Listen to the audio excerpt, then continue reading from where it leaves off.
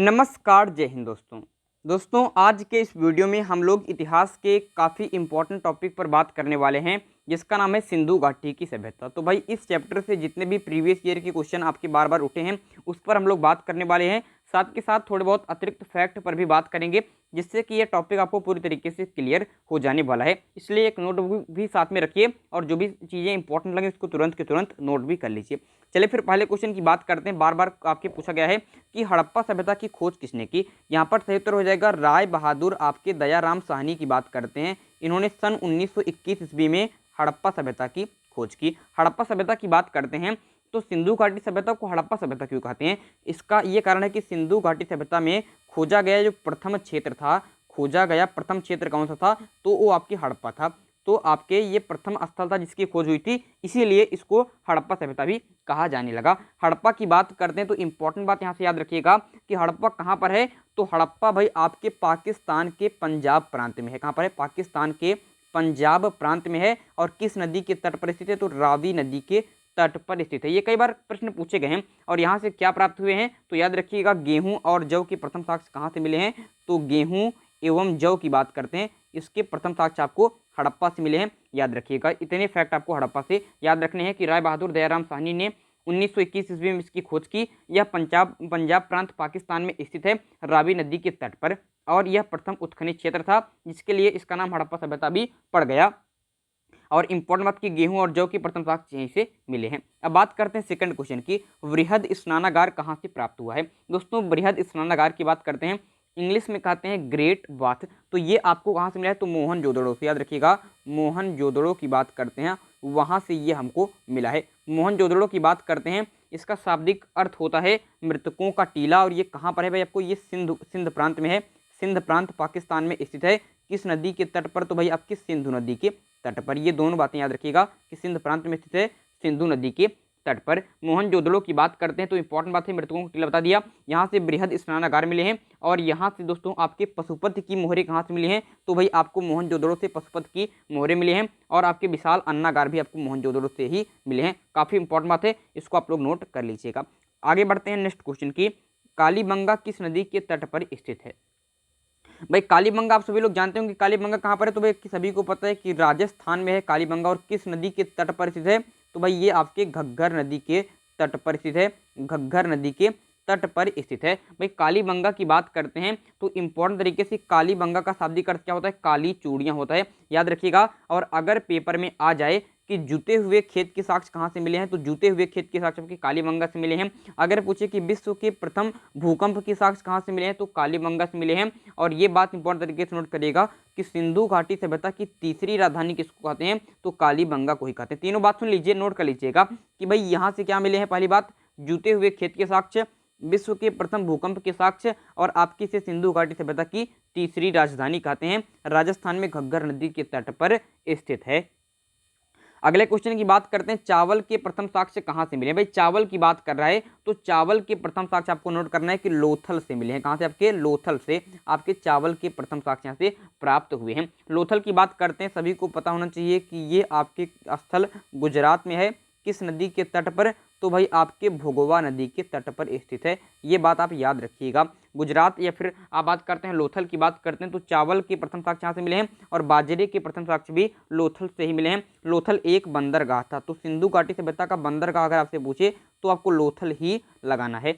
चलिए फिर आगे बढ़ते हैं नेक्स्ट क्वेश्चन की, हड़प्पा सभ्यता की पूर्वी विस्तार। यहाँ पर हड़प्पा सभ्यता का पूर्वी विस्तार पूछ रहा है, तो भाई आप सभी को पता होना चाहिए कि बात करते हैं हड़प्पा सभ्यता की इसका विस्तार। तो इसका साउथ में जो विस्तार है, इसका जो आपके आपके ये आपके नॉर्थ है। तो ये जो आपकी बात करते हैं इसका उत्तरी विस्तार की बात करते हैं तो यहाँ पर नोट करिएगा मांडा, जम्मू कश्मीर में आपके अखनूर जिला आपके मांडा है दोस्तों, जो आपके चेनाब नदी के तट पर स्थित है। ये तो इसका आपके आपके उत्तरी विस्तार है। बात कर दोस्तों किसकी बात करते हैं, पूर्वी विस्तार की, तो नोट करिएगा आलमगीरपुर। आलमगीरपुर दोस्तों की बात करते हैं, नोट कर लीजिए आलमगीरपुर। तो आलमगीरपुर इसका पूर्वी विस्तार है, जो कहाँ पर है, जो अपने उत्तर प्रदेश में मेरठ जिले में है, हिंडन नदी के तट पर। अगर पश्चिमी आपके पूछ ले, ठीक है, पश्चिमी विस्तार अगर आपसे पूछ ले तो नोट कर लीजिएगा इसका पश्चिमी विस्तार है सुतकांगेडोर बलूचिस्तान दास नदी के तट पर। और अगर आपसे इसका दक्षिणी विस्तार पूछ ले तो आपको दईमाबाद लगाना है। कई बात इंपॉर्टेंट है कि भाई आपके उत्तरी विस्तार मांडा जम्मू कश्मीर, पूर्वी विस्तार आलमगीरपुर आपके उत्तर प्रदेश, दक्षिणी विस्तार दईमाबाद आपके दईमाबाद महाराष्ट्र में, और आपके पश्चिमी विस्तार सुतकांगेडोर की बात करते हैं बलूचिस्तान में। याद रखिएगा, काफ़ी इंपॉर्टेंट है, पेपर में कई बार आता है। तो यहाँ पर पूर्वी विस्तार पूछ रहा था तो आपको आलमगीरपुर सही उत्तर लगाना है, आलमगीरपुर। और किस नदी के तट पर, तो हिंडन नदी के तट पर, जैसा कि भी आपको बताया, तुरंत आप लोग इसको नोट भी कर लीजिए। ये कहाँ पर है? उत्तर प्रदेश में मेरठ जिले में है। ठीक है, आगे बात करते हैं नेक्स्ट क्वेश्चन की। सिंधु घाटी सभ्यता के किस स्थल से मानव के साथ कुत्ते के समाधान के साक्ष्य मिले हैं? मतलब जहाँ मनुष्य को दफनाया गया है वहाँ कुत्ता भी तो साथ के साथ दफनाया गया है। ये कहाँ से मिले हैं? तो यहाँ पर सही उत्तर जगह रोपड़ की बात करते हैं। किसकी बात करते हैं? रोपड़ की बात करते हैं। ये कहाँ पर आपके? ये पंजाब प्रांत में है। ठीक है, पंजाब प्रांत भारत में है। और किस नदी के तट पर? तो नोट कर लीजिए, सतलज नदी के तट पर है। ठीक है, यहाँ से आपके मानव के साथ कुत्ते के समाधान के साक्ष्य मिले हैं। और एक इंपॉर्टेंट बात नोट कर लीजिएगा, अगर क्वेश्चन पूछ ले कि स्वतंत्र भारत में प्रथम उत्खनन क्षेत्र कौन सा, जैसे आपने ये जाना कि सिंधु घाटी सभ्यता का प्रथम स्थल जिसका उत्खनन कराया गया था, तो आपने कहा हड़प्पा, इसलिए उसका नाम हड़प्पा सभ्यता पड़ गया। लेकिन स्वतंत्र भारत में, वो तो आपके परतंत्र भारत में था, लेकिन स्वतंत्र भारत की बात करते हैं, उसमें पहला स्थल कौन सा जिसका उत्खनन कराया गया था? तो वो आपके रोपड़ है। ठीक है, ठीक है, यहाँ से मानव के साथ कुत्ते के समाधान के साक्ष्य मिले, पंजाब प्रांत सतलज नदी, इसको याद करिएगा। आगे बात करते हैं 7वें क्वेश्चन की। कांस्य की नृत्यरत नारी की मूर्ति के साक्ष्य कहाँ से मिले हैं? तो भाई यहाँ पर सही तो हो जाएगा, मोहनजोदड़ो की बात करते हैं, मोहनजोदड़ो की बात करते हैं। यहाँ से आपके कांस्य की आपके नृत्यरत नारी की मूर्ति मिली है।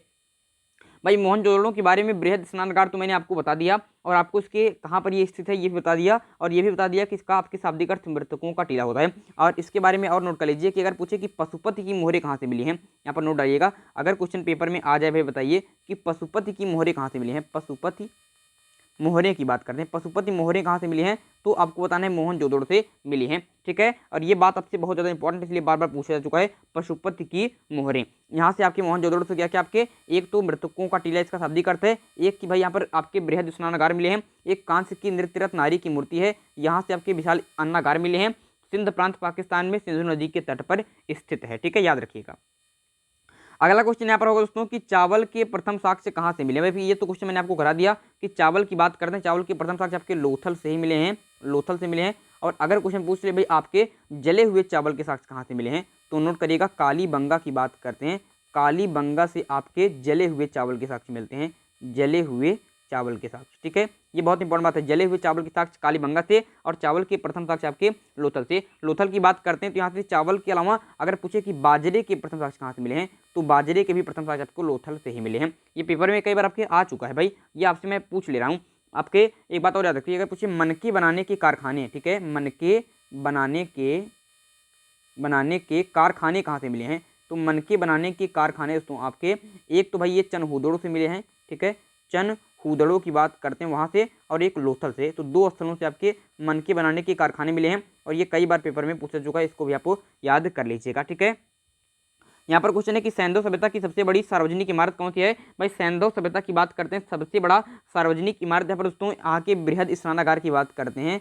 बृहद स्नानागार जो मोहनजोदड़ो से प्राप्त हुआ है, बृहद स्नानागार, ये सिंधु घाटी सभ्यता का आपके सबसे बड़ी सार्वजनिक इमारत है। ठीक है, ठीक है, नहीं, ये एक सेकंड, ये थोड़ा सा मुझे मिस्टेक हो गया भाई, यहाँ पर ध्यान दीजिए कि भाई आपके बृहद स्नानागार की बात करते हैं, ये सिंधु घाटी सभ्यता का सबसे बड़ा सार्वजनिक स्थल है। अगर पूछे कि सबसे बड़ा, नोट कर लीजिएगा, ये सिंधु घाटी सभ्यता का सबसे बड़ा सार्वजनिक स्थल है। ठीक है, सार्वजनिक स्थल, पहले इसको नोट कर लीजिए कि सिंधु घाटी सभ्यता का सबसे बड़ा सार्वजनिक स्थल कौन सा है? तो बृहद स्नानागार है। लेकिन यहाँ पर सबसे बड़ी इमारत पूछ रहा है, सार्वजनिक इमारत, स्थल नहीं। अगर स्थल पूछता तो बृहद स्नानागार, लेकिन इमारत पूछ रहा है तो आपको लोथल का गोदीवाड़ा, जो मैंने अभी बताया था कि लोथल बंदर का जो था, वो आपके सिंधु सभ्यता की सबसे बड़ी सार्वजनिक इमारत थी। तो इसको नोट कर लीजिए आप लोग कि सिंधु घाटी सभ्यता की सबसे बड़ा सार्वजनिक स्थल कौन सा है? तो बृहद स्नानागार।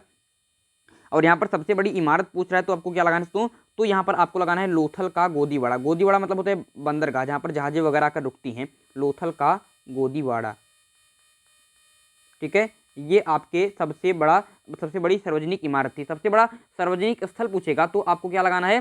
तब आपको बृहद स्नानागार लगाना है। लेकिन अगर इमारत पूछे तो आपको लोथल का गोदीवाड़ा लगाना है। इंपॉर्टेंट क्वेश्चन याद रखिएगा।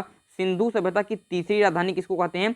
तो अभी पीछे मैंने आपको बताया था कि बात करते हैं कालीबंगा की। तो कालीबंगा को आपके सिंधु घाटी सभ्यता की तीसरी राजधानी कहा जाता है कालीबंगा को। कहाँ पर है? राजस्थान में घग्गर नदी के तट पर स्थित है। यहाँ से इसका शाब्दिक अर्थ होता है काली चूड़ियाँ। यहाँ पर जुते हुए खेत के साक्ष्य मिले हैं। विश्व में आपके प्रथम भूकंप के साक्ष्य यहीं से मिले हैं और इसे सिंधु घाटी सभ्यता की तीसरी राजधानी भी कहा जाता है। ये कुछ इंपॉर्टेंट क्वेश्चन है जो आपको याद रखने हैं। भाई एक स्थल और नोट कर लीजिए, मैं आपको बता रहा हूँ दोस्तों। भीमबेटका की बात करते हैं तो भीमबेटका आपके मध्य प्रदेश में है। कहाँ पर? आपके मध्य प्रदेश में है भीमबेटका, जो एक पूरा पाषाणकालीन स्थल है। और अगर क्वेश्चन पूछे कि शैल चित्रकला के प्राचीनतम साक्ष्य कहाँ से मिले हैं, शैल चित्रकला की बात करते हैं, मतलब शैल जो होते हैं तो चट्टान जो होते हैं उस पर चित्रकला हो, तो इसके प्राचीनतम साक्ष्य आपके भीमबेटका से मिलते हैं। ये भी प्रश्न पेपर में कई बार आपके आ चुका है। और एक बात नोट कर लीजिए कि भाई यहाँ पर मैंने आपको सुरकोटड़ा नहीं बताया, तो सुरकोटड़ा की बात करते हैं तो सुरकोटड़ा आपकी कहाँ पर है? गुजरात में है। ये ऐसे पूछते हैं कि सिंधु घाटी सभ्यता का स्थल सुरकोटड़ा कहाँ पर है? गुजरात में है। अगर रोपड़ पूछे तो पंजाब बता दिया है। अगर धौलावीरा पूछ ले तो ये भी गुजरात में, इसको भी आप लोग नोट कर लीजिएगा। अगर मैंने आपको चनहुदोड़ बताया था दोस्तों, मैंने आपको चानहुदोड़ बताया था, याद है? चानहुदोड़ बताया था कि यहाँ से आपके मन के बनाने कारखाने मिले हैं। ये कहाँ पर है दोस्तों? ये सिंध प्रांत पाकिस्तान में, इसको भी नोट कर लीजिएगा। ठीक है, बनावली अगर क्वेश्चन आ जाए पेपर में, ये भी नोट कर लीजिए। अगर आ जाए कि बनावली कहाँ पर तो बनावली की बात करते हैं तो बनावली आपके हरियाणा में है। ठीक है, बनावली आपकी हरियाणा में है। और अगर पेपर में आ जाए कि उत्तम किस्म के जव के साक्ष्य कहाँ से मिले हैं, भाई जव के प्रथम साक्ष्य मैंने क्या बताया था? अगर जव के प्रथम साक्ष्य आ जाए तब तो आपको हड़प्पा लगाना है। ठीक है, तब तो आपको हड़प्पा लगाना है। लेकिन अगर पूछे कि उत्तम किस्म के जव के साक्ष्य कहाँ से मिले हैं, तब आपको बनावली लगाना है। ये कुछ इंपॉर्टेंट बातें हैं जो सिंधु घाटी सभ्यता से पेपर में कई बार आ चुकी हैं। मैंने आपको लगभग बताने का प्रयास किया है। अगर वीडियो अच्छा लगा तो लाइक कर लीजिएगा और जो भी अतिरिक्त चीज़ें मैंने आपको बताई इसको नोट कर लीजिएगा। इसकी आपकी विस्तृत आपकी PDF फाइल मैं आपको अपने पेड व्हाट्सएप ग्रुप में सेंड कर दूंगा, इसकी विस्तृत PDF फाइल। धन्यवाद, बाय बाय, आपका दिन शुभ हो।